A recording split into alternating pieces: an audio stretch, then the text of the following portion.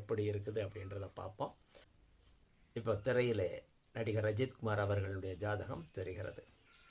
சிம்ம லக்னம், கடகராசி.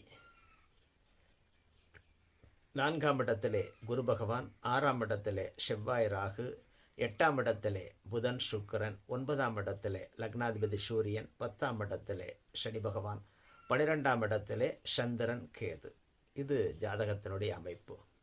இப்போ சிம்ம லக்னத்தினுடைய அதிபதி சிம்மாதிபதி 9ஆம் இடம்னு சொல்லக்கூடிய பாக்கியஸ்தானத்திலே பெரும் கோணத்திலே ரொம்ப நல்ல நிலையிலே உச்ச நிலையிலே இருக்கிறார்.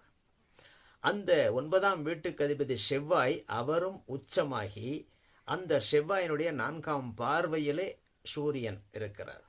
அந்த சூரியன் 9ஆம் வீட்டிலே 16 டிகிரியில் இருக்கிறார். அடுத்து ஜீவனஸ்தானம் சொல்லக்கூடிய சூரியனுக்கு திக்பலம் என்று சொல்லக்கூடிய 10ஆம் வீட்டை நெருங்கி கொண்டிருக்கிறார். திக்பலத்தை நெருங்கிக்கிட்டு இருக்கிறார்.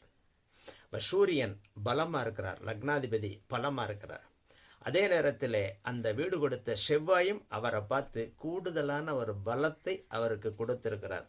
வேற எந்த இருள் கிரகங்களினுடைய தொடர்பும் சூரியனுக்கு இல்லை. ரொம்ப பவரா இருக்கார் லக்னாதிபதி.